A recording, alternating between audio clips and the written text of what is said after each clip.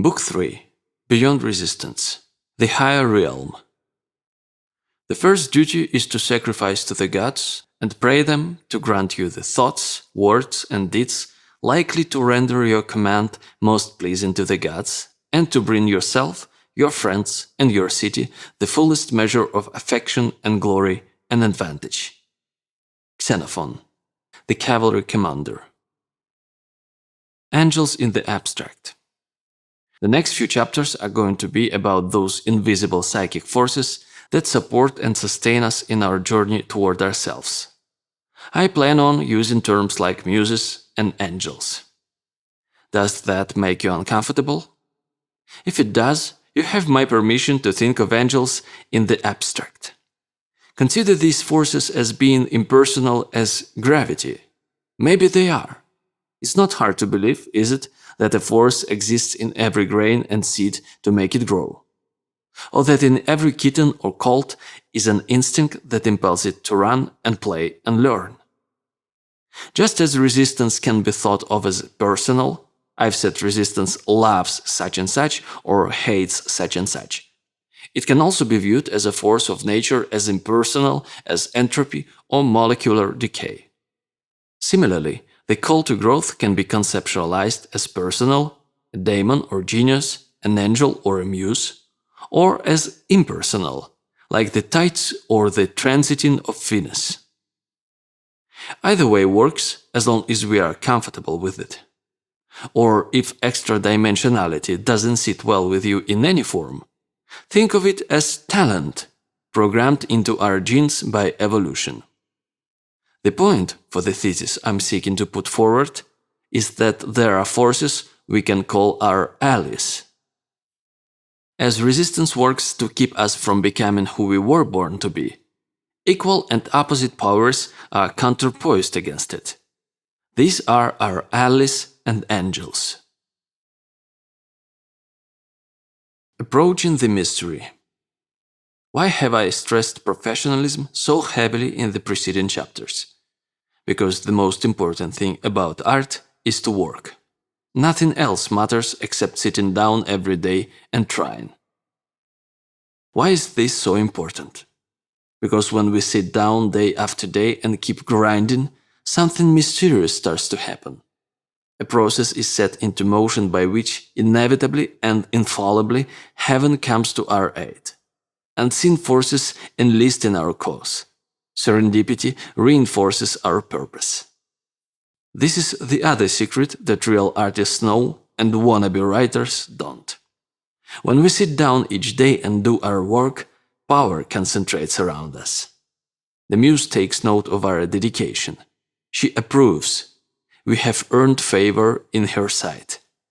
When we sit down and work, we become like a magnetized rod that attracts iron filings. Ideas come. Insights accrete. Just as resistance has its seat in hell, so creation has its home in heaven. And it's not just a witness, but an eager and active ally. What I call professionalism, someone else might call the artist's code or the warrior's way. It's an attitude of egolessness and service. The knights of the Round Table were chaste and self-effacing, yet they duelled dragons. We are facing dragons too, fire-breathing griffins of the soul, whom we must outfight and outwit to reach the treasure of yourself in potential, and to release the maiden who is God's plan and destiny for ourselves and the answer to why we were put on this planet. Invoking the Muse. The quote from Xenophon that opens this section comes from a pamphlet called The Cavalry Commander, in which the celebrated warrior and historian proffers instruction to those young gentlemen who aspire to be officers of the Athenian Equestrian Corps.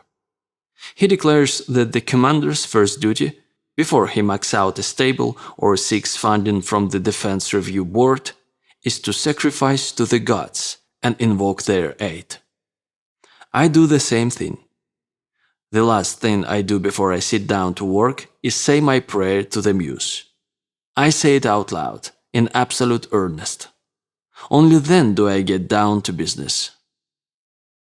In my late 20s, I rented a little house in Northern California. I had gone there to finish a novel or kill myself trying. By that time, I had blown up a marriage to a girl I loved with all my heart, screwed up 2 careers, blah blah, etc. All because, though I had no understanding of this at the time, I could not handle resistance. I had one novel 9/10 of the way through, and another at 99/100 before I threw them in the trash. I couldn't finish them. I didn't have the guts. In yielding thusly to resistance, I fell prey to every vice, evil, destruction, you name it, mentioned heretofore, all leading nowhere, and finally washed up in this sleepy California town with my Chevy van, my cat Mo, and my antique Smith Corona. A guy named Paul Rink lived down the street.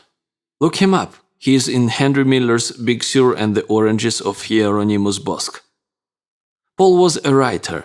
He lived in this camper, Moby Dick. I started each day over coffee with Paul. He turned me on to all kinds of authors I had never heard of, lectured me on self-discipline, dedication, the evils of the marketplace. But best of all, he shared with me his prayer, the invocation of the muse from Homer's Odyssey, the T.E. Lawrence translation. Paul typed it out for me on his even more ancient than mine manual Remington. I still have it. It's yellow and parched as dust. The merest puff would blow it to powder. In my little house I had no TV. I never read a newspaper or went to a movie. I just worked. One afternoon I was banging away in the little bedroom I had converted to an office when I heard my neighbor's radio playing outside. Someone in a loud voice was declaiming, "To preserve, protect, and defend the Constitution of the United States." I came out. "What's going on?" "Didn't you hear? Nixon's out. They got a new guy in there." I had missed Watergate completely. I was determined to keep working. I had failed so many times and caused myself and people I loved so much pain thereby that I felt if I crapped out this time, I would have to hang myself. I didn't know what resistance was then. No one had schooled me in the concept. I felt it though, big time. I experienced it as a compulsion to self-destruct. I could not finish what I started. The closer I got, the more different ways I'd find to screw it up. I worked for 26 months straight, taking only 2 out for a stint of migrant labor in Washington state, and finally one day I got to the last page and typed out "The End." I never did find a buyer for the book, or the next one either. It was 10 years before I got the first check for something I had written, and 10 more before a novel, The Legend of Beggar Vance, was actually published. But that moment when I first hit the keys to spell out "The End" was epochal. I remember rolling the last page out and adding it to the stack that was the finished manuscript. Nobody knew I was done. Nobody cared. But I knew. I felt like a dragon I'd been fighting all my life had just dropped dead at my feet and gasped out its last sulfuric breath. Rest in peace, motherfucker. Next morning, I went over to Paul's for coffee and told him I had finished. "Good for you," he said without looking up. "Start the next one today."